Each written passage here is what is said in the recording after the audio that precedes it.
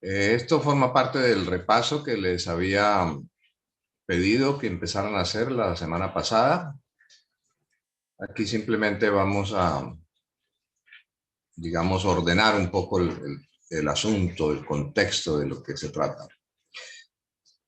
Cuando uno va a realizar un estudio, una investigación o simplemente va a ejercer la vigilancia epidemiológica de un fenómeno, generalmente utiliza estas 5 preguntas para organizar el plan.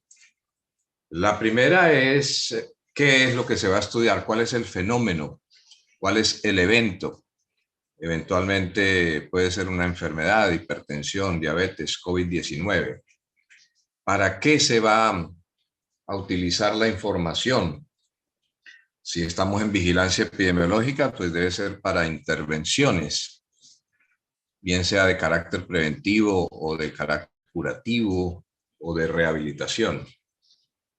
Y en función de eso, entonces, uno debe pensar cuáles son los datos que debe recolectar, dónde y cómo recolectarlos, es decir, cuáles son las variables y cuál el nivel de medición o los tipos de escala en que uno debe recoger la información para que esos datos nos den la mayor posibilidad de análisis.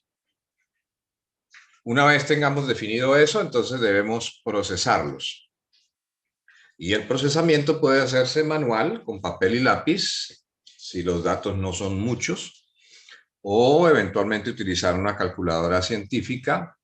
Y en caso de que la población bajo investigación sea grande, entonces utilizar programas como el SPSS, que utilizaría variables de más de 4.000 individuos, o mejor, un programa gratuito, abierto, como el EpiInfo, que es desarrollado por los Centros de Control de Enfermedades de Atlanta y distribuido en el mundo por la Organización Panamericana de la Salud y la Organización Mundial de la Salud. Una vez se ha definido la manera como se van a procesar los datos, entonces uno debe tener un plan de análisis también, es decir, cómo interpretarlos. Y eso significa darle contenido, darle significado. Por esa razón es muy importante ver cuáles son las tendencias, si es que el evento aumenta o el evento disminuye o el evento se mantiene estable. Y en cualquiera de esos casos tratar de imaginar o de averiguar las razones por las cuales el comportamiento del evento es de esa manera. Uno puede, por ejemplo, comparar un antes con un después, es decir, comportamiento en el tiempo, o puede hacer comparaciones entre lugares distintos, comportamiento de sitio, por ejemplo. Y cuando ya se han interpretado todos los datos, pues el siguiente paso es la publicación, obviamente.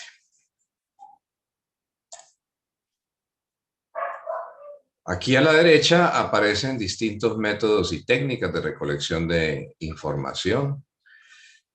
Si nos vamos a mirar los métodos, entonces nos dan aquí 3 opciones. El censo, que generalmente es una cobertura total, por ejemplo, el censo poblacional en Colombia, que es periódico, cada 10 años, por ejemplo, y utiliza datos generales. La encuesta, que ya se refiere a poblaciones seleccionadas, a muestras de una población mayor, y esas muestras pueden ser probabilísticas, que sería lo ideal, o no probabilísticas, que es lo que con más frecuencia ocurre. Las encuestas se aplican de manera esporádica o de manera aislada y eventual, y generalmente utilizan datos muy específicos, específicos en relación del evento o del fenómeno que se quiere analizar. Y la otra manera es a través de registros sistemáticos, como en el caso de la vigilancia epidemiológica, en donde se captura información de acuerdo a cómo suceden los hechos de interés. En el caso, por ejemplo, del COVID-19 que está de moda, entonces rápidamente se establecieron unas pequeñas encuestas para determinar la presencia o no de síntomas, por ejemplo, fiebre, dolor de cabeza, ageusia o anosmia. Y con base en eso proceder a la toma de muestras al comienzo, muestras de sangre para serología, para ver si había anticuerpos, y posteriormente PCR, el hisopado nasofaríngeo, para ver si había partículas de material nucleico de los virus. Más recientemente, pruebas de antígeno también por hisopado para ver si hay partículas proteínicas del virus. Estos dos últimos ya son pruebas específicas y son pruebas diagnósticas. El primero, el de la seroprevalencia, son pruebas más de tamizaje. Y dentro de las técnicas, entonces, también tenemos aquí al menos tres opciones. La primera, la entrevista, que puede ser estructurada, es decir, con un formulario al cual se le agregan algunas preguntas en función de cómo se vaya desarrollando la entrevista. O puede ser no estructurada, en donde el investigador tiene una idea en la cabeza, pero no lleva nada preparado, no hay preguntas, sino que ellas se van dando como en una conversación común y corriente. O se pueden aplicar formularios, algunos por autoaplicación, es decir, la misma persona se le entrega para que la persona lo diligencie, utilizando preguntas que pueden ser abiertas, cerradas o mixtas. O se pueden aplicar encuestas a través de un tercero, un encuestador, también utilizando preguntas abiertas, cerradas o mixtas. Otra manera de obtener información de las poblaciones es la observación, que puede ser directa, trasladándose al sitio de investigación, o puede ser indirecta, consultando fuentes que hayan tenido información del fenómeno o del sitio o del tiempo que nos interesa. También hay que considerar algunos elementos importantes, por ejemplo, la naturaleza de la información que se va a obtener, específicamente el tipo de variables por medir. Ya habíamos mencionado su nivel de medición, si es cualitativo, si es cuantitativo, o las escalas, si son nominales, ordinales, de intervalo o de razón. Elemento fundamental que hay que considerar es la calidad de la información recolectada, que tiene por lo menos dos componentes importantes, que son la validez y la precisión. Pero además depende de varios factores, por ejemplo, la variabilidad biológica del fenómeno, los instrumentos que se utilizan para su medición y la variabilidad que tenemos los observadores, con la posibilidad de introducir sesgos que deben ser controlados. Algunos campos científicos, algunas disciplinas, tienen sus propias maneras de obtener la información. Aquí está el ejemplo de la medicina clínica con la historia clínica, que tiene, los que ya vieron medicina interna o semiología, saben que tiene el componente de anamnesis o de interrogatorio, un componente de examen físico y un componente de exámenes paraclínicos, que pueden ser de laboratorio o pueden ser imágenes diagnósticas. Hay que tener en cuenta que en algunos casos la historia clínica tiene, en la mayoría de los casos, tiene un interés meramente individual para efectos de terapéutica y no necesariamente para efectos de investigación. Por esa razón, en algunas ocasiones, las historias clínicas no son la mejor fuente de información, porque se queda uno corto al examinarlas. ¿Me oyen bien? Sí, señor. Sí, señor. Ok. Sí, señor.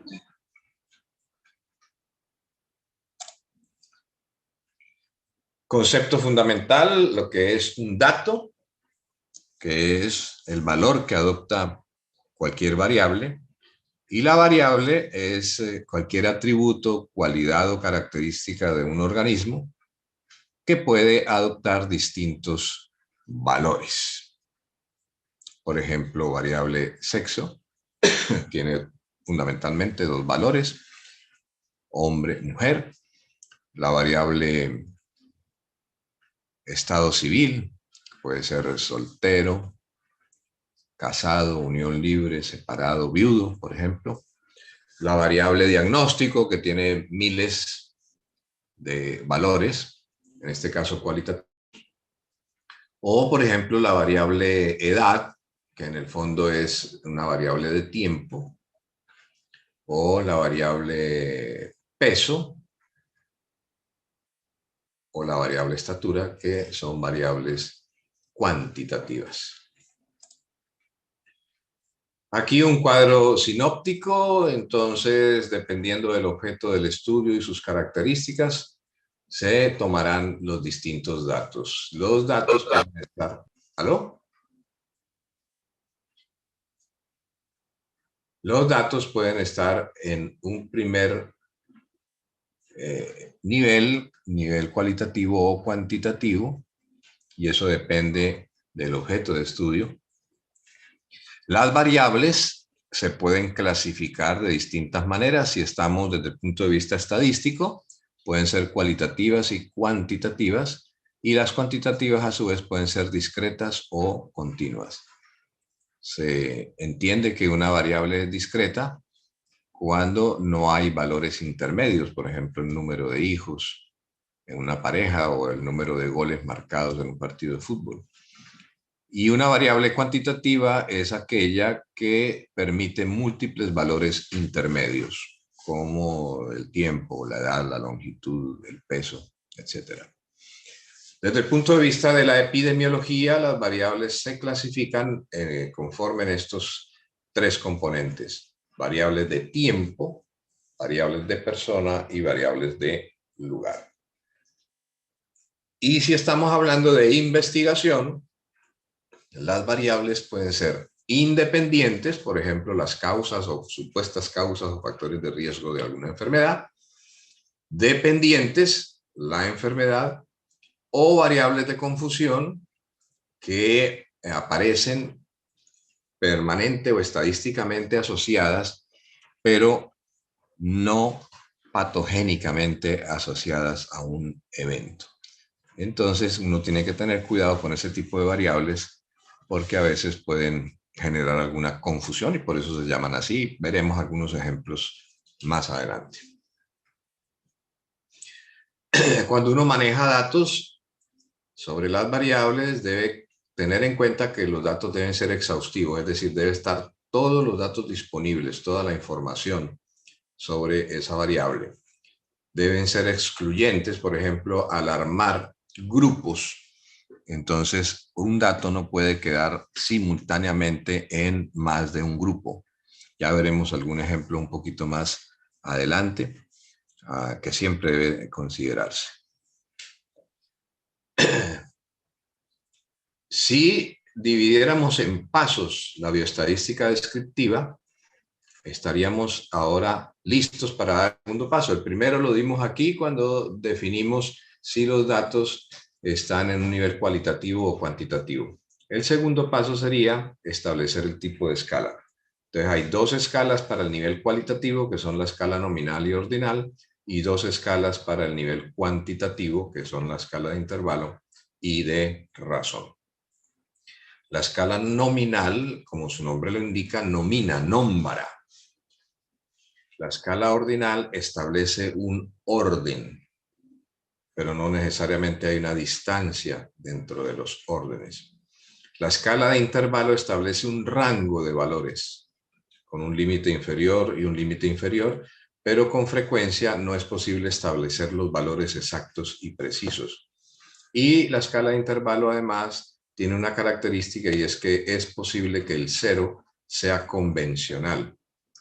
El ejemplo probablemente más común que usamos nosotros en medicina es el ejemplo de la temperatura. Está siempre en escala de intervalo, puesto que en la temperatura el valor de cero es convencional dependiendo de la escala de medida. Recuerden ustedes los grados Kelvin, los Celsius y los Fahrenheit tienen ceros distintos.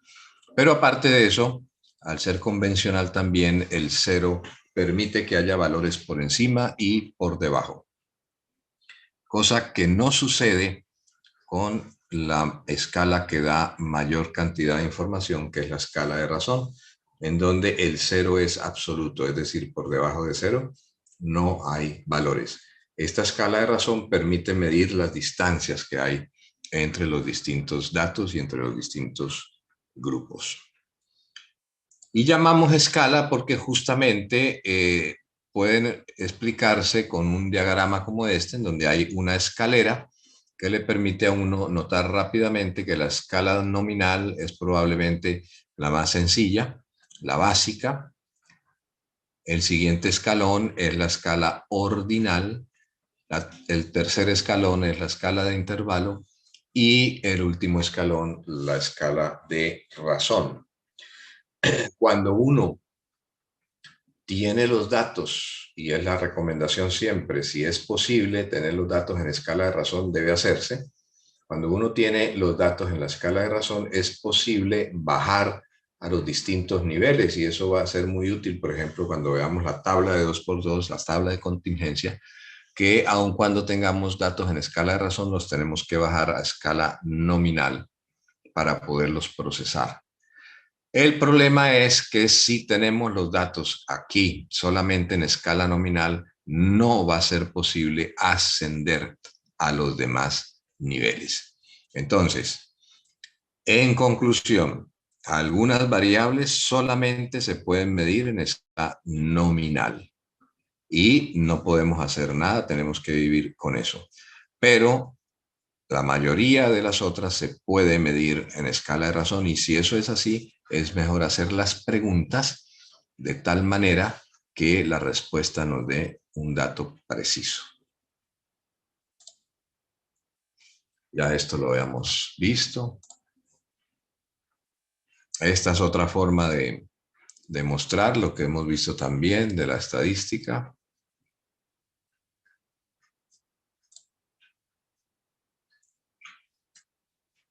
Después de que nosotros definimos el nivel de medición del tipo de escala, el siguiente paso es ordenar los datos y una vez ordenados los datos podemos agruparlos para hacer la serie más corta e ir interpretando mejor esa información, es decir, convirtiendo los datos en información con significado. El siguiente paso, después de la agrupación de los datos, consiste en la tabulación. Y la tabulación es simplemente elaborar tablas estadísticas o cuadros estadísticos que pueden ser para una sola variable y se denominan tabla de frecuencias, o cuando uno quiere cruzar variables, generalmente dos, entonces tabla de contingencia de 2x2, a la cual le dedicaremos una sesión completa de ella solita.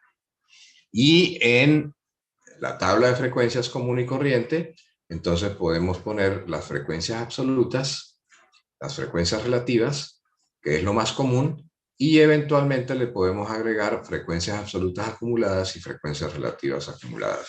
Ya veremos un ejemplo un poquito más adelante. Las tablas tienen algunos componentes obligatorios y unos componentes opcionales. Los componentes obligatorios son el título de la tabla, que debe decir el qué, dónde y cuándo, qué es el fenómeno, dónde ocurre el fenómeno y cuándo, en qué fecha, tiempo. Segundo componente obligatorio, el encabezado. Tercer componente obligatorio, la columna principal. Cuarto componente obligatorio, el cuerpo de la tabla. Y quinto componente obligatorio, la fuente, de dónde se obtienen los datos. Y hay un par de componentes opcionales que son la nota de pie de gráfico, para aclarar algo en relación con el cuerpo de la tabla, o la nota de pie de encabezado, nota de encabezado para aclarar algo en relación con el encabezado. El siguiente paso, que sería Tenemos nivel de medición, tipo de escala, ordenamiento, agrupación, tabulación. El sexto paso sería graficación, elaborar los gráficos. Y los gráficos, especialmente los diagramas, varían en función de la calidad de la variable. Si las variables son discretas o cualitativas, es decir, categóricas, entonces podemos utilizar gráficos de barra, el gráfico de Pareto o los gráficos de sectores o de pie, que llaman algunos los gráficos circular. Si las variables son cuantitativas y continuas, entonces podemos utilizar el histograma y el polígono de frecuencias. Eventualmente hay algunos, y veremos ejemplos también, algunos diagramas de caja y de área, en donde uno puede ver los rangos y puede ver los cuartiles. Se pueden utilizar otros gráficos, ejemplo aquí de tallo y hojas, pero nosotros casi nunca en medicina o en epidemiología lo utilizamos. Los gráficos también tienen componentes obligatorios y componentes opcionales. Los obligatorios, el título, el diagrama. Ustedes recuerdan que también los gráficos tienen como base una cosa que vieron por allá en primaria que se llama el plano cartesiano. Entonces, la mayoría de los gráficos en estadística y en epidemiología y en medicina utilizan el cuadrante superior derecho del plano cartesiano. Los gráficos deben también tener una fuente y eventualmente unas convenciones. Y finalmente, el séptimo paso dentro de la bioestadística descriptiva es el cálculo de las medidas de resumen. Y las medidas de resumen son fundamentalmente de dos tipos. Las medidas de tendencia central son la media, la mediana y la moda. Y las medidas de variabilidad o dispersión, como la varianza, la desviación estándar, el rango y los cuartiles. Hay algunas otras medidas que se pueden calcular, pero no son muy comunes, como las medidas de asimetría y de apuntamiento de las gráficas, de las distribuciones. Pero estas de aquí arriba son las más importantes. Aquí, por ejemplo, entre otras, figuraría coeficiente de variación. Ejemplos de tablas. Entonces, miren ustedes ahí. Hay una tabla que tiene un título, aunque a ese título se le puede criticar algo. ¿Qué se le puede criticar?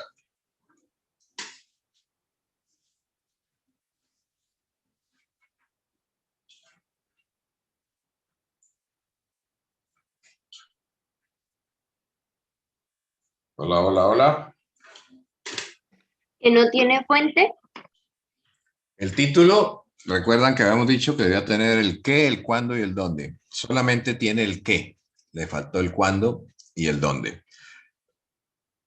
Hablando del título. Ahora, tenemos aquí el encabezado, que es esta gris que está acá. Fíjense que en el encabezado aparecen los nombres de las columnas. Esta es la columna de la frecuencia absoluta, la columna de la frecuencia relativa o porcentaje y la columna de la frecuencia acumulada.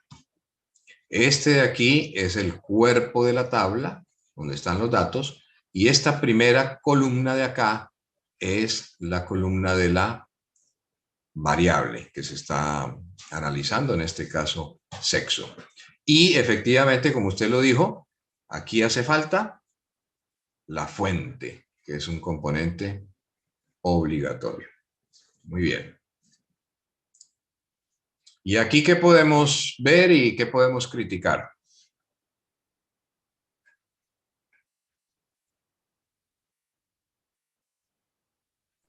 Lo mismo el título, ¿no? Ajá. La fuente también. Y observen aquí las condiciones que le hablaba al comienzo de exhaustividad y exclusión, o que sean mutuamente excluyentes. Miren aquí, este primer grupo está de 40 a 49, el siguiente ya arranca en 50 a 59, el otro en 60 a 69. Es decir, no hay manera de que haya un dato que pertenezca a varios grupos o a dos grupos. Debe ser así, excluyente. O está aquí entre 40 y 49 o está aquí entre 50 y 59 y así sucesivamente. ¿Y aquí qué vemos?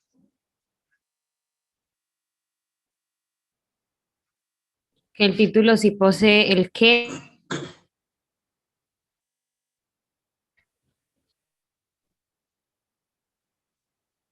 El cuándo y el dónde. Pero el no que le tiene hace falta. encabezado. Ujú. ¿Perdón? No tiene encabezado la tabla. Este es el encabezado, donde está la variable edad. Y aquí está la otra variable, sexo. El cuerpo de la tabla. Y noten que hay frecuencias absolutas y hay frecuencias relativas aquí abajo. Y aparece la fuente. ¿Qué fue lo que pasó a diferencia de las otras tablas en este caso? Que simultáneamente incluyeron en la tabla dos variables. ¿Listo?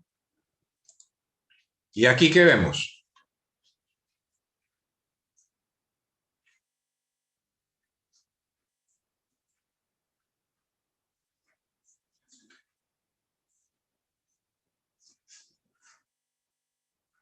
También tiene el qué, pero no tiene el escuché. cuándo. también tiene el qué, pero no el cuándo. Ok. ¿Qué será la esperanza de vida al nacer? El promedio que viven las personas en un país. Oh, ajá. Y de acuerdo con esa información que ustedes ven allí, ¿qué se les ocurre? Ahí hay solo unos datos, ¿no? Hay que darle sentido, hay que darle interpretación, hay que darle significado. ¿Qué piensan ustedes alrededor de esa información? ¿Por qué será que en Zimbabue la esperanza de vida al nacer es menor que en Japón, por ejemplo? Por la calidad de vida, profe. Profe, por la calidad de vida que tienen las personas. ¿Es superior la calidad de vida en Zimbabue? Inferior. Inferior, ¿no es cierto? Y la calidad de vida también tiene muchas variables, ¿no?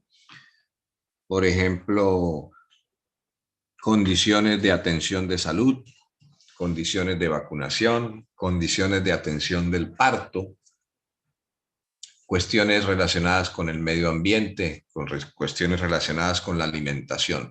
Entonces, fíjense que a partir de unos simples números que están ordenados ahí, uno empieza a imaginarse cosas. ¿Qué es lo que pasa? ¿Por qué ocurre una cosa? ¿Por qué ocurre la otra? Y empieza a darle sentido a la información. Eso es el trabajo que tenemos que hacer en epidemiología. A veces nosotros mismos construimos la información, otras veces nos dan la información y en ambos casos tenemos que darle sentido, tenemos que darle significado, tenemos que interpretar. ¿Y aquí qué ven?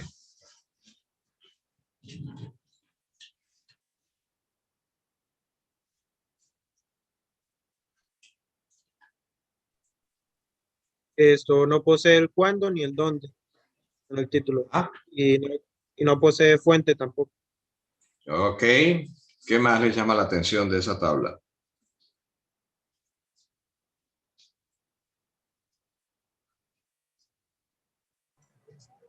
Las variables son cualitativas. Completamente. Entonces las tablas no necesariamente o no únicamente se usan para presentar datos cuantitativos, se pueden presentar datos cualitativos. Este es un ejemplo de salud ocupacional, que es una materia que ustedes verán un poco más adelante. A veces la dicto yo, otras veces la doctora Dabeiba. En este momento ella está manejando los dos grupos de salud ocupacional, porque yo me dediqué a los dos grupos de epidemiología. Y entonces fíjense ustedes que aquí tenemos dos enfermedades, poliomielitis y lesión cerebral. ¿Qué es la poliomielitis? ¿Recuerdan por ahí o tienen manera de consultar?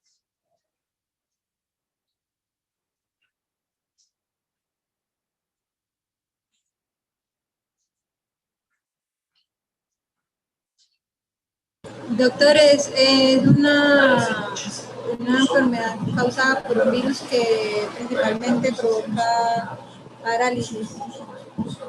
Ajá. Etimológicamente, polio significa gris, mielos, médula, itis, inflamación. Entonces, inflamación de la médula, en este caso la médula espinal, especialmente la sustancia gris, que es la que tiene el componente motor. ¿Recuerdan ustedes eso por anatomía y fisiología, cierto? Y entonces claramente aparece una deficiencia, que es la parálisis, que puede ser en las piernas, pero puede ser en los brazos, etcétera. Y si es más arriba, parálisis de bulbo, y ahí la persona fallece. Pero lo más común es entonces que haya una parálisis en alguna de las piernas o en ambas. Y esa deficiencia se va a traducir posteriormente en una discapacidad. ¿Cuál sería la discapacidad? Una incapacidad para la marcha, por lo menos para la marcha como la que acostumbramos nosotros a tener, ¿no es cierto? En las dos piernas. Y si una persona tiene incapacidad para la marcha, entonces eso va a expresarse en una especie de minusvalía porque va a tener dificultades para obtener empleo. Va a estar limitada entonces a obtener empleos en donde solamente pueda estar sentada, por ejemplo, en su silla de ruedas o en una silla común y corriente, pero no en un empleo que amerite desplazarse. Y la otra enfermedad o el otro evento que aparece aquí, la lesión cerebral, que puede darse, por ejemplo, al momento del parto, por una hipoxia, por un meconio o por una mala atención del parto, que genere un retraso mental leve como deficiencia. Eso genera dificultad para el aprendizaje, que sería la discapacidad, y esa dificultad para el aprendizaje significaría aislamiento social. Entonces, en salud ocupacional, ustedes manejarán un concepto de salud un poco distinto, en el sentido de que en salud ocupacional manejamos el concepto de la funcionalidad. Pero bueno, no me voy a meter mucho más en eso, ya tendrán tiempo de estudiar el tema. Miremos aquí algunos estímulos. Tenemos algunos dibujos acá, empecemos por el de arriba, y nos dicen, esa es una ocupación, qué ocupación es y qué riesgos serían los principales para esa ocupación.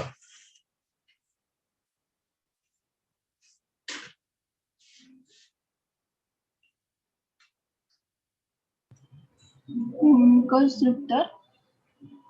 Ah, Un constructor. muy bien. ¿Qué riesgos tiene el constructor? Caerse. Trabajar en alturas, sí. El manejo de carga Lesiones pesada.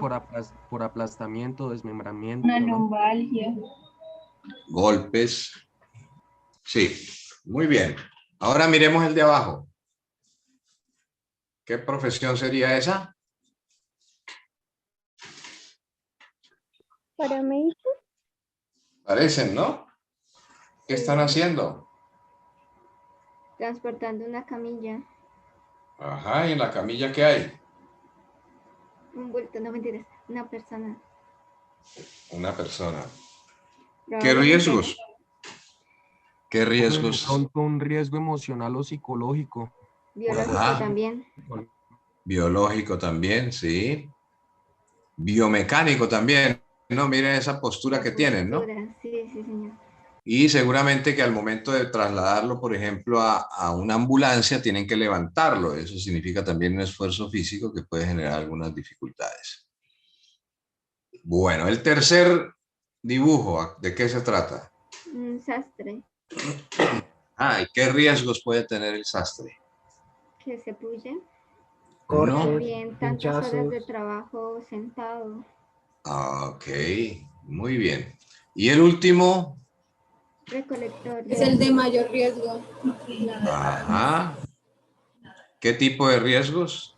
Podría, por ejemplo, chuzarse con una jeringa. Biológico, sí. Biológicos también. Sí. Entonces, fíjense ustedes que el trabajo puede ser peligroso para la salud. Esa es la razón por la cual existe la salud ocupacional como una especialidad médica, porque los trabajadores son probablemente el grupo poblacional más importante, porque es el grupo... Es el grupo que genera producción, que genera ingresos, que genera desarrollo. Y por esa razón es un grupo muy importante y hay que tener en cuenta todos los riesgos que pueden tener individuales. Algunos son riesgos que se pueden ser comunes, pero hay otros que son riesgos muy específicos de cada ocupación. ¿Y aquí qué vemos?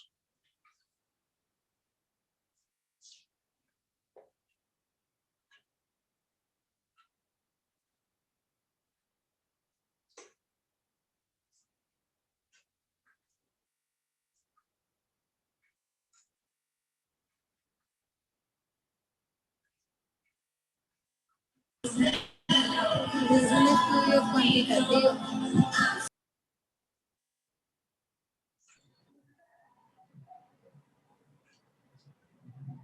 La mortalidad en hombres y mujeres solteras y casados.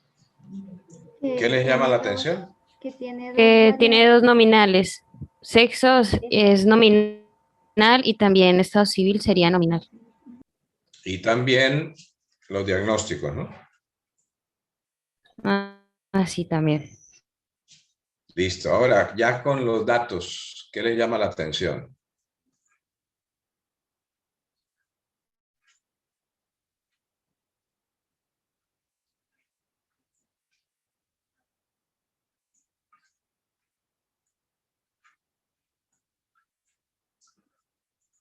Parece ser que es mejor estar casado o casada que soltero, ¿no?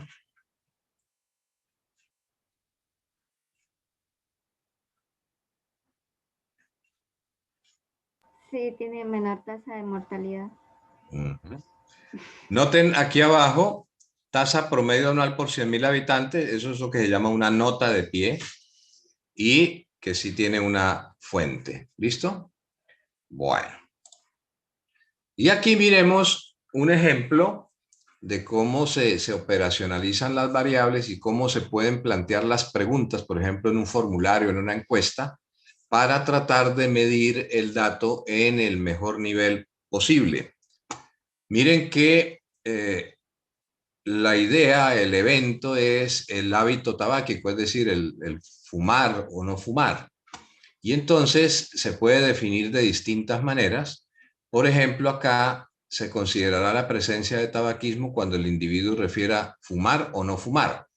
En ese caso, la escala será nominal y la forma de medir el dato será fuma o no fuma. Y uno marcaría allí. Y se queda uno con ese nivel de información. Se pierde, por ejemplo, la cantidad de cigarrillos que se fuma en el caso de los que respondan este dato. Si avanzamos un poquito, vemos otra manera de preguntar sobre lo mismo y es establecer unos criterios. No tabaquismo cuando el individuo diga que no fuma, tabaquismo leve cuando dice que fuma menos de 5 cigarrillos, moderado cuando dice que fuma entre 5 y 20 cigarrillos y severo cuando dice que fuma más de 20 cigarrillos. Están estableciendo un orden, por lo tanto, la escala es de carácter ordinal y la forma de medir los datos está acá. Pero nuevamente se queda uno corto. Sabe uno que tabaquismo leve significa menos de 5 cigarrillos, pero no sabe cuántos. Si es 1, si es 2, si es 3 o si son 4. Y lo mismo pasa con el moderado o el severo. En cambio, uno puede hacer la pregunta de manera diferente. Por ejemplo, ¿cuál es la cantidad de cigarrillos que fuma por día? Y en ese caso nos pasamos arriba de la escala.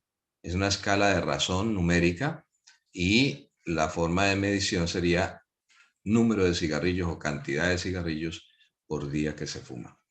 Si uno tiene el dato así, con el número de cigarrillos por día que se fuma, uno puede definir después si está en el grupo de severo, de moderado, de leve o si no hay tabaquismo, es decir, si no se fuma ninguno. Y lo mismo puede uno bajar a este lado. Recuerdan la escalera, ¿no es cierto? Entonces, si estamos a nivel de razón, podemos bajar hasta acá. Pero si nos quedamos en una pregunta que solamente nos dé este dato, no podríamos nunca subir y por lo tanto perdemos información.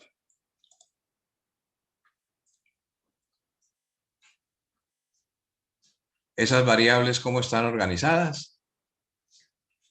¿Qué tipo de escala?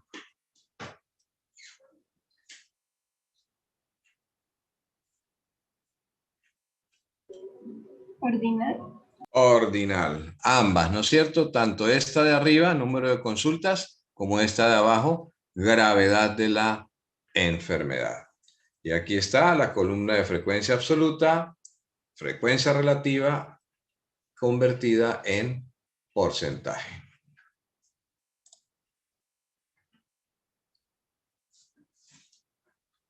¿Qué vemos acá?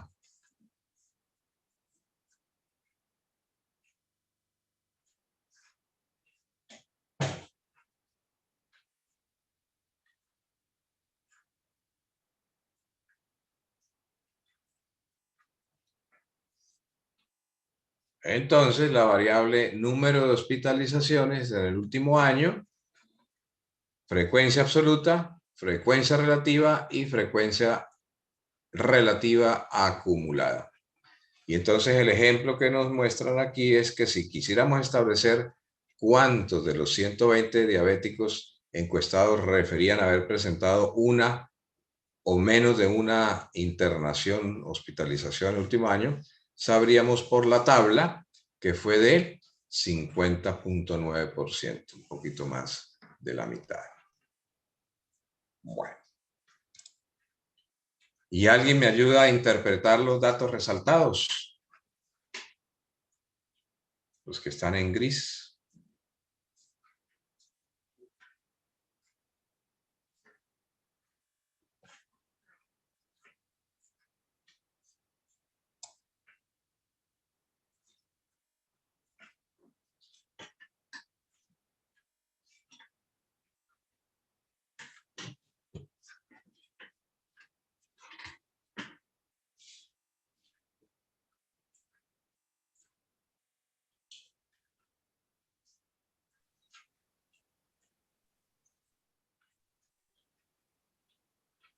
Pues profe, según los datos dice que hay una mayor probabilidad de que las familias de X zona posean menos hijos o tengan menos hijos, mientras que mientras mayor sea el número de hijos, pues irá disminuyendo el número de familias que puedan o lleguen a tener esa cantidad de hijos.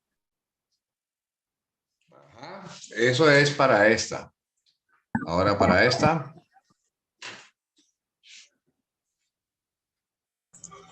Profe, en la de frecuencia relativa, creo que se muestra más que todo en el gris, se muestra cuál sería pues, el porcentaje mayor en cuanto a números de familias que tienen, pues, en el caso sería un hijo, ¿no? Pero sería el porcentaje mayor de toda la tabla, como el resultado de los...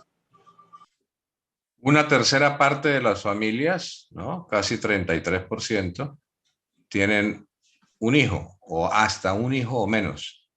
Muy bien. ¿Y la otra? Que el 76.6% de familias tienen entre 0 y 2 hijos. Ajá. O sea, 3/4 partes, ¿no? Muy bien. ¿Cuáles son los niveles de ácido úrico normal? Pregúntenle al doctor Google a ver.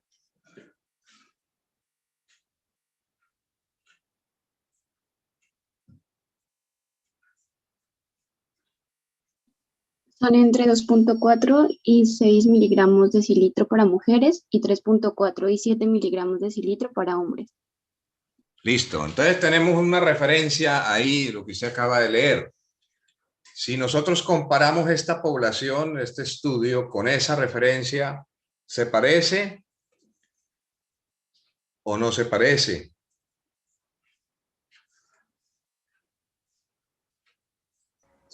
Sí se parece. Ok, listo. Sigamos. Este lo vamos a dejar de tarea. Tomen nota de este. Entonces, ahí vamos a aplicar los pasos del análisis bioestadístico, ¿no? ¿Qué nivel de medición? ¿Qué tipo de escala? Los ordenan, los agrupan, hacen una tablita, de pronto una gráfica y les calculan las medidas de resumen. ¿Listo? ¿Ya le tomaron el dato? ¿La foto? Sí, señor. Sí, sí, profe. Ok. Ahora miremos esto. Alguien que me ayude a leer la parte de aquí abajo, que es el caso, y después resolvemos con las preguntas de arriba. Yo, doctor. Siga. Los médicos investigaban la prevalencia de enfermedad coronaria y los probables factores de riesgo asociados a esta condición en hombres entre 25 y 65 años de edad de un barrio de la ciudad de Bahía Blanca. Para ello entrevistaron personas con enfermedad coronaria e indagaron edad, sexo, antecedentes previos de enfermedad coronaria, tabaquismo, al que clasificaron en leve, moderado y severo de acuerdo a la cantidad de cigarrillos por día, y a la actividad física practicada por ellos. Simplemente establecieron dos categorías, presente o ausente. Registraron también en todos los individuos la presión arterial y les realizaron un análisis de sangre con el objeto de medir la concentración sanguínea de colesterol. Ok. ¿Cuáles 6 variables se pueden seleccionar ahí?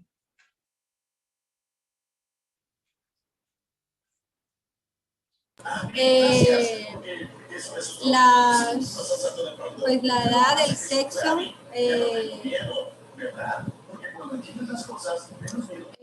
los antecedentes, Tabaquismo.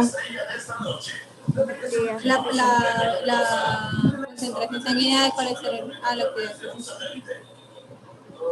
Listo, y también la presión arterial y también la concentración de colesterol, ¿no? ¿Cuál es la variable dependiente?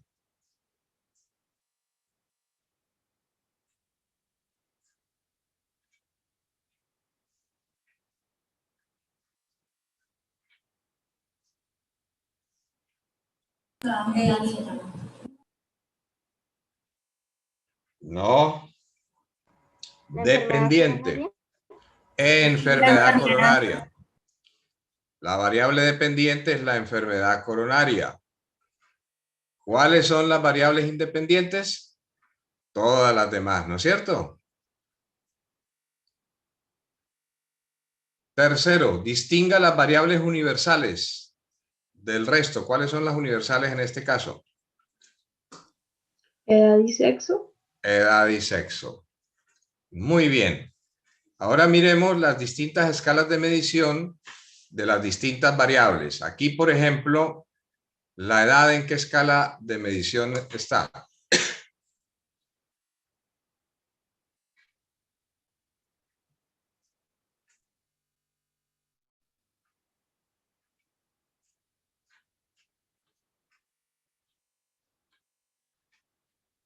En numérica, ¿eso sería Ordinal, discreta? ordinal años. Numeral discreta. Es numérica, primero, ¿sí? O sea, cuantitativa.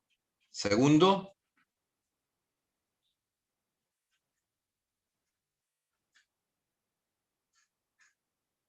entonces ya cuando usted dice es Es numérica razón. o cuantitativa, ya no puede ser ni nominal ni ordinal, ¿no? En un intervalo. En este caso, parece estar en un intervalo entre 25 y 65 años. Listo. Sexo. Cualitativa y nominal. Correcto. Antecedentes previos de enfermedad coronaria. También nominal. Nominal. Tabaquismo. Ordinal. Leve, moderado y severo. Ordinal. Actividad física. Nominal. Nominal. Presente y ausente. Presión arterial. Cuantitativa. De intervalo. Cuantitativa. De intervalo. De razón. Ah, razón. Ok. Recuerde la presión arterial, ¿cómo se mide? Milímetros de mercurio. Siga.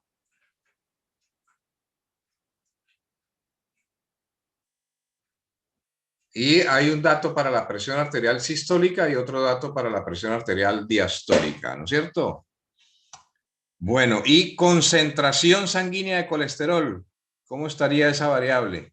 ¿Qué escala de medición? Cuantitativa. Cuantitativa de razón. ¿Listo? ¿Cuáles son los niveles normales de colesterol en sangre?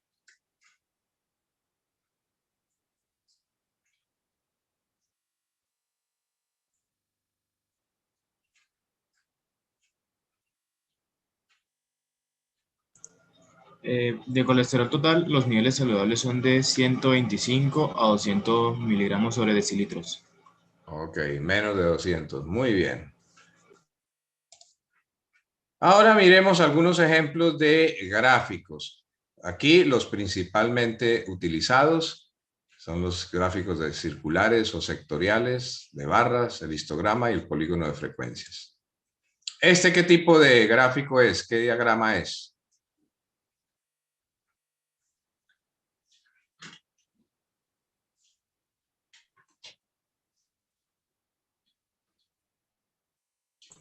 Diagrama de líneas. Correcto. Entonces ustedes ven ese comportamiento del dengue que arranca en enero en un punto como intermedio, baja a febrero y empieza a subir hasta el mes de abril, donde tiene el pico más alto, luego vuelve a descender hasta el mes de junio y vuelve a tener otro pico en el mes de julio para descender finalmente hasta octubre, que es el mayor descenso que tiene, y de allí nuevamente empieza a ascender. Entonces, lo primero que uno hace es describir la curva así como va. Baja, sube, se mantiene, baja y vuelve a subir. Y hay una información aquí que son los meses. Entonces uno empieza a preguntarse, bueno, ¿qué hace que en el mes de febrero y en el mes de octubre los casos disminuyan? ¿Qué ocurre en esa región, en ese tiempo? ¿O qué pasa en abril y en julio, que los casos aumentan? ¿Qué es lo que ocurre? Y entonces cuando está formulándose esas preguntas, uno está buscándole sentido, está tratando de interpretar esos datos. ¿Listo? ¿Alguien iba a decir algo?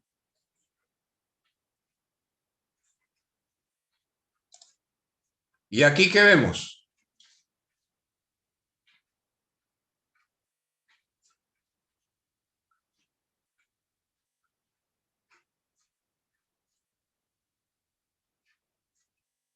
Otro gráfico de líneas. Ajá. ¿Es parecido al anterior o es una cosa distinta? Esto es constante, profe. O sea, sí. Lo que pasa es que... Pues la edad, es que la edad como aumenta, pues aumenta. Lo que pasa es que aquí, fíjense ustedes lo que nos están graficando, la frecuencia absoluta, número de casos como tal. Y aquí nos están graficando la frecuencia relativa acumulada. Por eso tiene esa forma como se ve acá. Y entonces aquí nos sirve, por ejemplo, para saber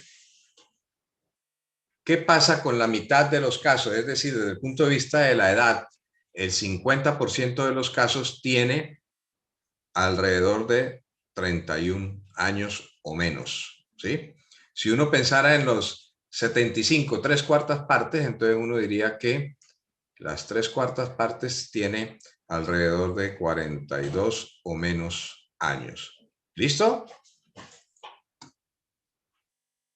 Es decir, aquí aparecen a la curva acumulando los datos y por esa razón se ve de esta manera, distinto completamente a como lo veíamos en el gráfico precedente. ¿Y qué vemos acá?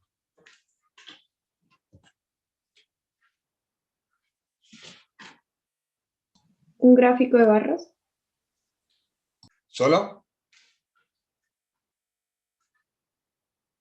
Y lineal. Y lineal. Listo. Y el gráfico de barras nos informa algunas condiciones relacionadas con la actividad física, pero en valores absolutos, ¿no? Mientras que el gráfico lineal nos vuelve a mostrar un porcentaje acumulativo de las actividades, parecido al gráfico anterior. ¿Listo? Bueno. ¿Y aquí qué vemos?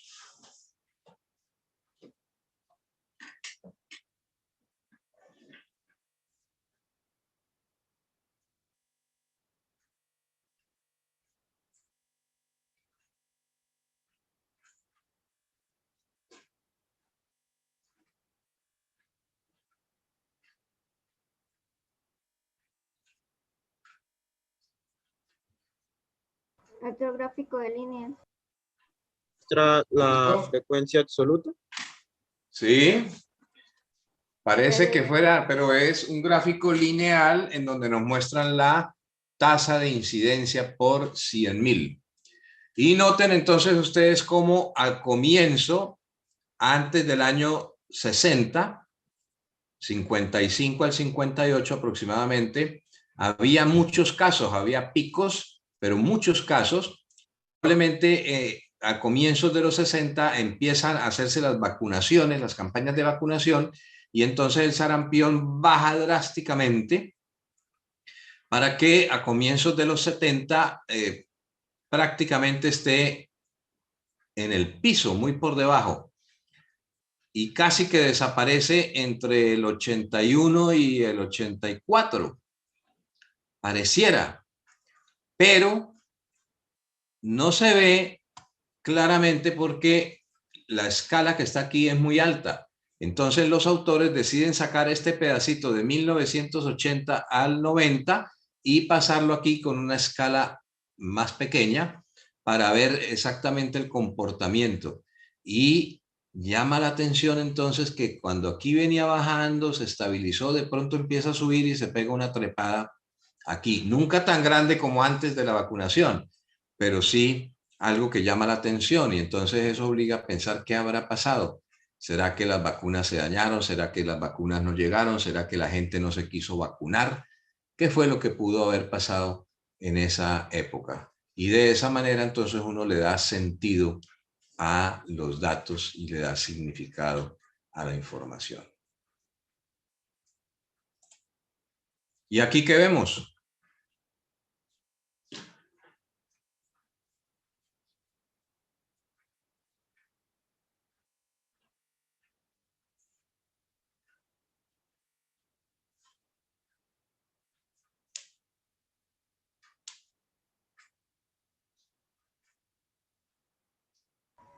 Que es inversa, o sea, es como la acumulada pero inversa, porque igual es de porcentajes, pero al aumentar la edad, pues disminuye la supervivencia. No sé cómo se llama. ¿Y quiénes sobreviven más? ¿Fumadores o no fumadores? No fumadores. No fumadores. Eso, incluso hay una ventana como de hasta 10 años, ¿no? Un no fumador puede vivir hasta 10 años más que un fumador, al menos en esta información que nos dan de médicos británicos nacidos entre 1900 y 1930. Y esto forma parte de uno de los famosos estudios de Dolly Hill que demostraron cómo el cigarrillo podía producir cáncer de pulmón y aumentar la mortalidad de la gente. Y aquí vemos un gráfico de sectores. Entonces noten ustedes acá el título, el gráfico, la fuente y las convenciones, en donde se destaca el grupo O en mayor proporción, el grupo A de segundo, el grupo B y el más raro, digámoslo así, el grupo AB. Otro gráfico de barras para las categorías de la variable salud y en frecuencias absolutas. Y aquí la misma variable, pero en frecuencias relativas. Aquí una variable discreta, cantidad de hijos por familia.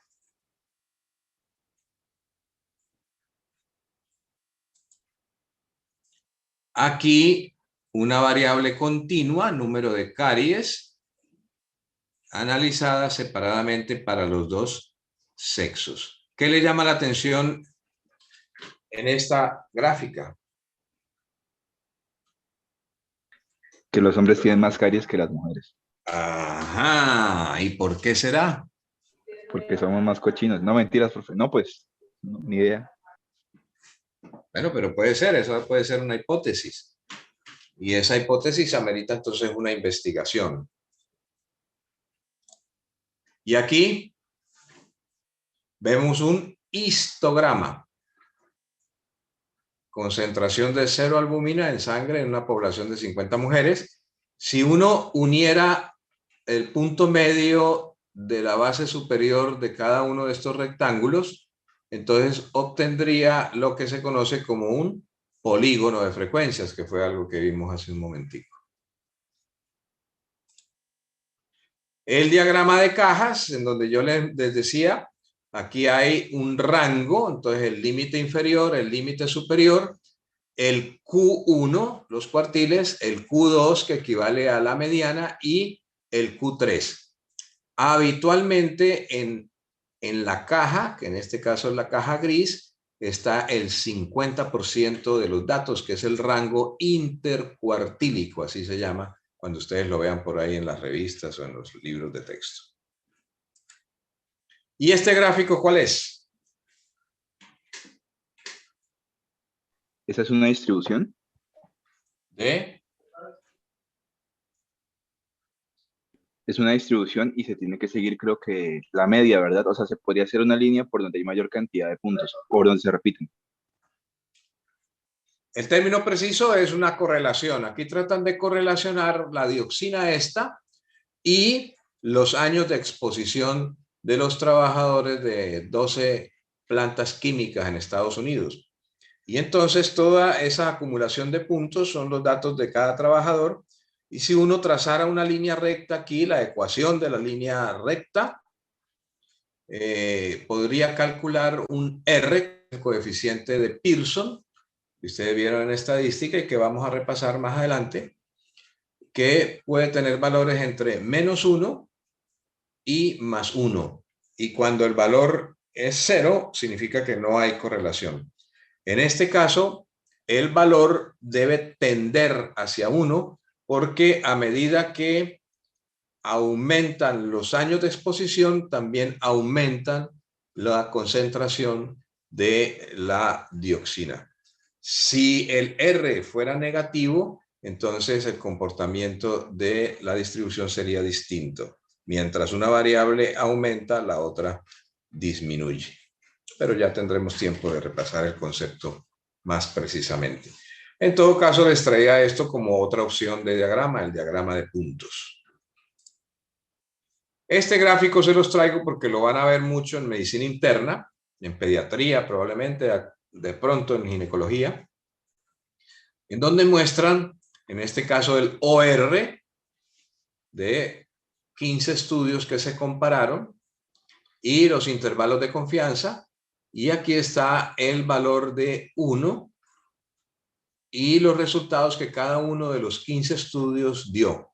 Noten que algunos de los estudios tuvieron datos por debajo y por encima de 1, por lo tanto esos datos son no estadísticamente significativos. Los estadísticamente significativos serían estos dos de arriba, este, por ejemplo, este otro, y este, cuyos datos están claramente por encima de 1 y se diferencian. Cuando aparece el rombo, como en el caso de acá, el rombo es la medida de resumen de todos los 15 estudios. Y este gráfico lo traje para mostrarles un ejemplo de cosas que no se deben hacer. Un gráfico de eso es supremamente confuso. Hay muchísima información, pero cuesta trabajo interpretarla. Entonces, no hagan esos gráficos, procuren hacer gráficos sencillitos, como los que vimos con anterioridad. Un resumen: la sistemática del trabajo en estadística implica clasificar las variables, por ejemplo, en numéricas, ordinales y nominales, organizar la información, resumirla, hacer análisis univariado, bivariado con las tablas de contingencia o multivariado, tema que se sale del objetivo de este curso, que ya requiere personal capacitado, especializado, equipos y software también de mayor peso. El resumen de los cálculos que se pueden hacer como medidas de resumen si los datos están numéricos o de razón. Noten que entre más baja la escala, menos cálculos se pueden hacer. Lo mismo, los tipos de gráficos según el tipo de variable o el nivel de escala o el tipo de escala, perdón, en que se encuentre la variable. Otra vez. Algunas distribuciones tienen algunas formas que son interesantes. Esta, por ejemplo, es la campana de Gauss o curva normal. Es una curva simétrica donde los valores de tendencia central son iguales y al lado y lado están los valores de dispersión, específicamente la desviación estándar. Y eso permite hacer algunos cálculos y algunas interpretaciones cuando las variables toman este tipo de distribución. Esta distribución es unimodal, al igual que esta de acá. Mientras que la de la mitad es bimodal, es simétrica también, pero claramente los valores, las medidas de dispersión son y las medidas de tendencia central son distintas. Y en este caso hay un sesgo a la izquierda. La curva es perfectamente asimétrica por ese sesgo justamente. Y es un comportamiento que tienen también algunas variables, aunque la mayoría de las biológicas y de medicina tienen este comportamiento de la curva normal. Por eso se usa ese modelo con mucha frecuencia. Un ejemplo del uso de la moda. ¿Cuál es la moda en esta distribución? Una moda en días.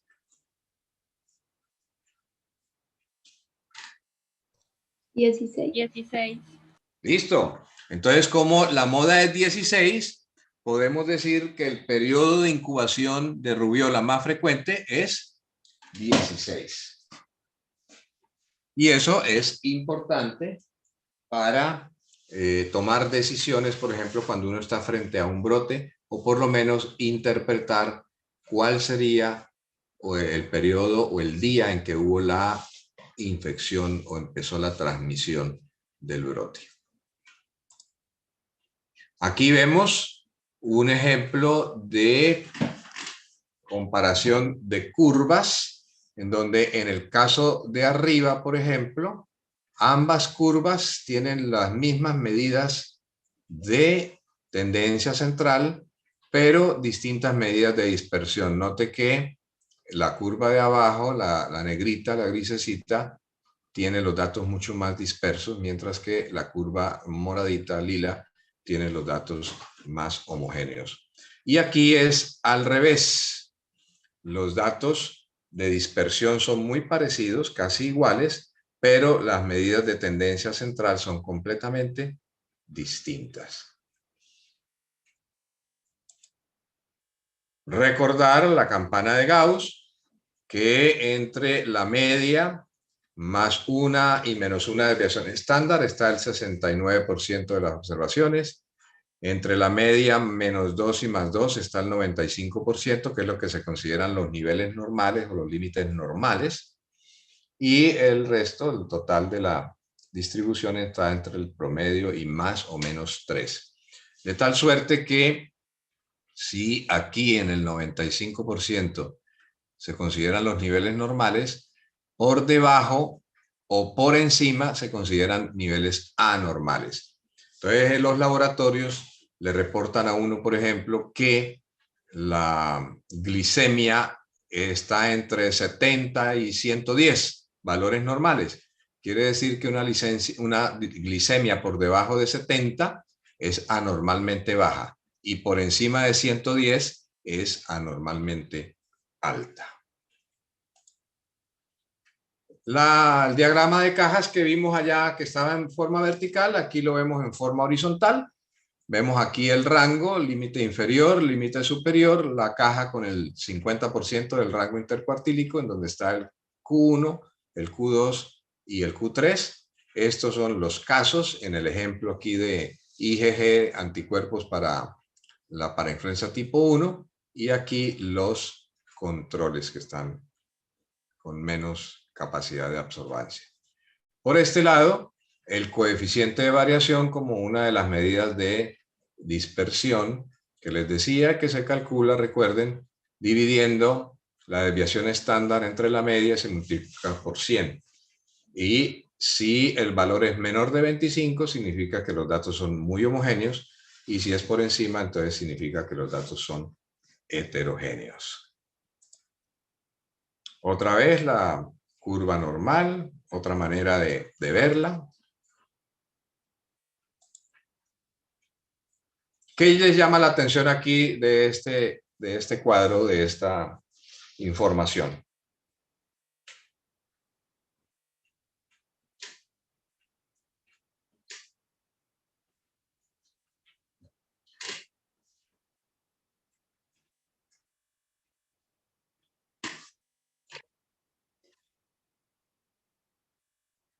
Y con las que están completadas, ¿qué les llama la atención?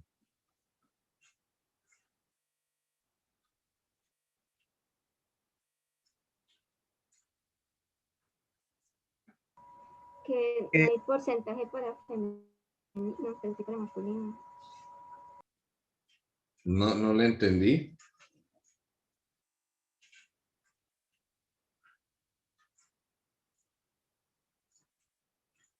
Que hay mayor número de casos en hombres que en mujeres. No, o sea, es que al lado de la columna para masculino estaba un porcentaje masculino y al lado de femenino no hay nada. Entonces no entiendo por qué.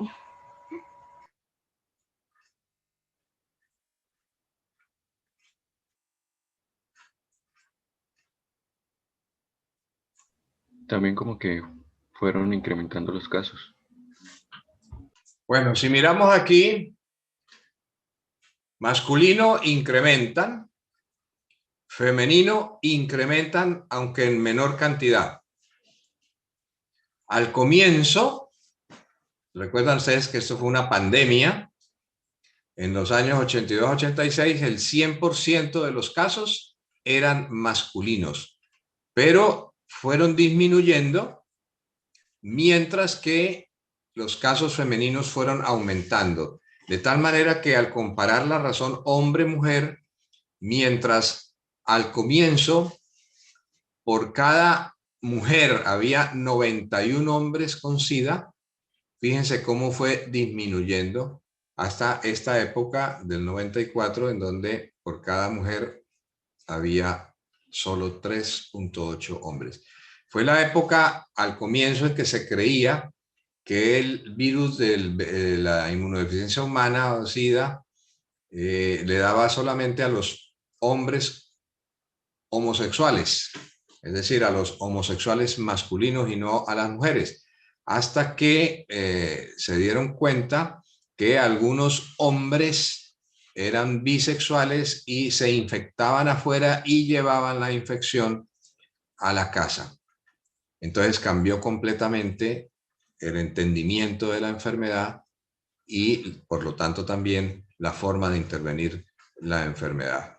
Afortunadamente ya se consiguen medicamentos efectivos y esta es una enfermedad que pasó de incontrolable a ser ahora más o menos controlable.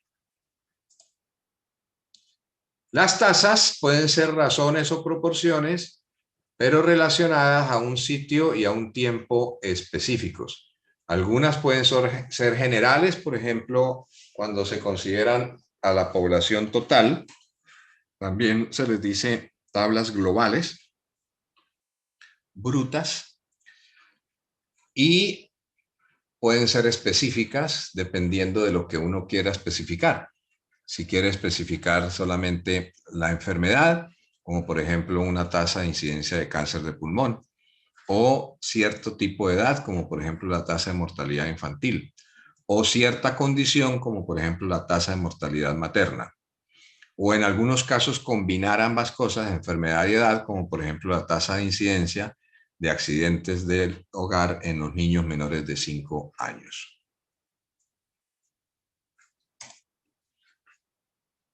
La tasa puede adoptar la fórmula general de la probabilidad. La fórmula general de probabilidad que ustedes revisaron en bioestadística nos decía que la probabilidad de un suceso es el número de eventos que ocurren en el numerador dividido entre el número de eventos que podrían ocurrir en el denominador multiplicado por una constante de base 10. Es decir, numerador, por ejemplo, los enfermos o los muertos, y en numerador la población de donde salen esos muertos o enfermos. Entonces, para explicar eso, tenemos aquí toda una población en donde la mitad son varones, la mitad son mujeres, pero el evento que se quiere estudiar o analizar es el carcinoma de cuello uterino. Como los hombres no tenemos cuello uterino ni tenemos útero, entonces salimos de esa población, no somos de riesgo y nos quedamos solo con la población de riesgo, que se puede dividir en este caso en 3 sectores de edad. Y de los 3 sectores se supone que este es muy joven y este es muy mayor. Entonces también se eliminan del denominador y quedan nomás el grupo de 25 a 69 años, que sería el denominador para el cálculo de la población expuesta al riesgo de cáncer de cuello uterino. Esto, de hecho, puede cambiar. Ha cambiado. Este grupo de 0 a 24 se ha disminuido a 0 a 16, más o menos, porque ya conociendo la historia natural de la enfermedad, que tiene que ver con la edad de inicio de relaciones sexuales, la promiscuidad, las infecciones, etcétera, entonces ya el grupo este se amplió. Pero bueno, lo que quiero es mostrarles cómo se van seleccionando la población expuesta al riesgo y de esa manera la tasa puede ser una medida de probabilidad de riesgo. Ahora leamos esta información y miremos si estamos de acuerdo con lo que el autor escribe. Y ustedes me dicen, miren a ver.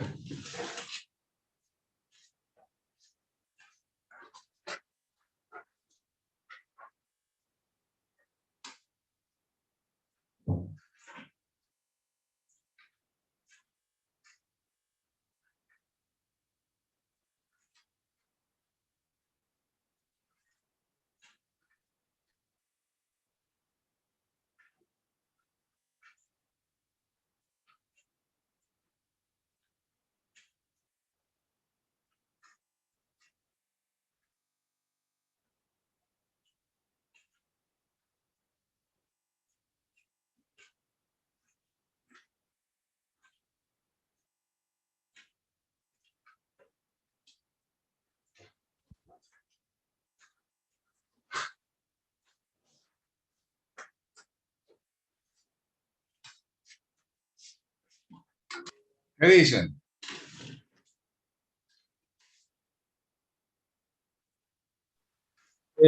Sí concuerda con los datos de la tabla. ¿Sabe cuál es el problema? El orden en el que redactó. No. El problema es que en ninguna parte de esta tabla nos dicen cuál es la población en cada grupo. Y como recuerden lo que vimos ahorita, necesitamos una población para poder calcular la tasa y medir si realmente hay riesgo. Y aquí simplemente nos dicen que este grupo es el grupo con mayor porcentaje de paridez, digamos, de la madre, que es 2. Pero no nos puede decir que por esa razón el riesgo de tener hijos grandes es cuando la mamá tiene 2 partos. ¿Listo? Si uno quisiera afirmar esto que dice el autor, nos haría falta la población en cada uno de estos grupos. ¿Listo? Y vamos a ver enseguida un ejemplo más claro. Miren ustedes acá, aquí arriba. Aquí aparecen los casos de tuberculosis y aquí los grupos de edad. Entonces, ¿cuál grupo de edad tiene mayor riesgo de tuberculosis? De 25 a 44 años. Ahí está el problema. Es simplemente el número de casos, eso no nos mide el riesgo. Para poder medir el riesgo tenemos que ver cuál es la población en cada grupo. Y miren la gráfica de abajo. Ahí ya está con la tasa de incidencia. ¿Qué ven?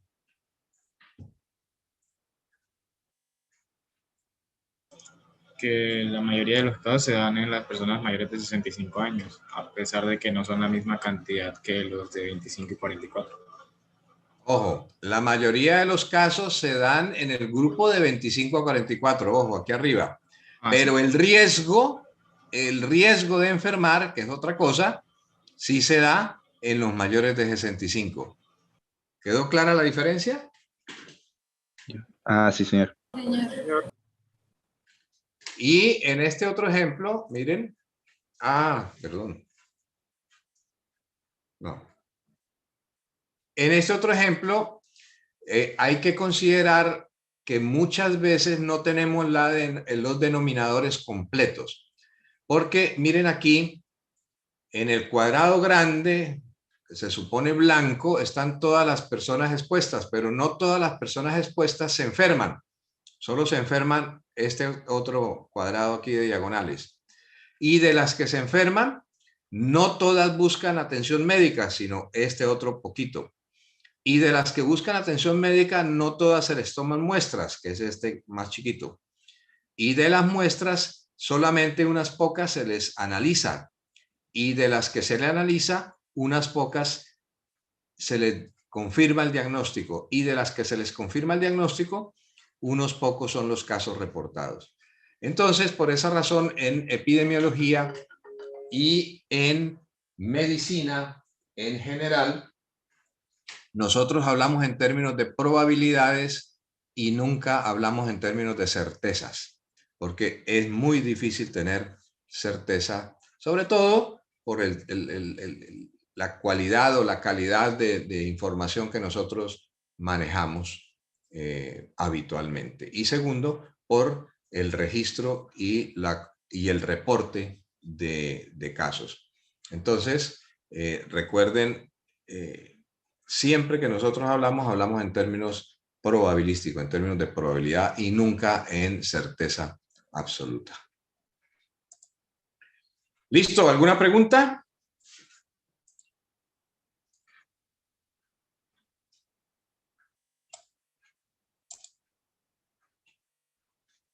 ¿Hola?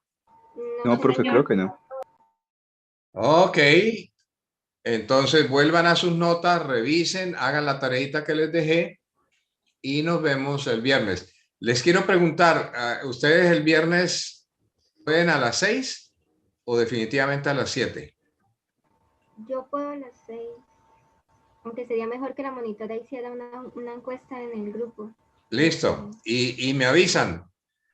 Porque a mí me parece el viernes, como es el último día de la semana, ya está uno cansado con la acumulación de cosas de toda la semana, sería mejor salir más rápido, ¿no?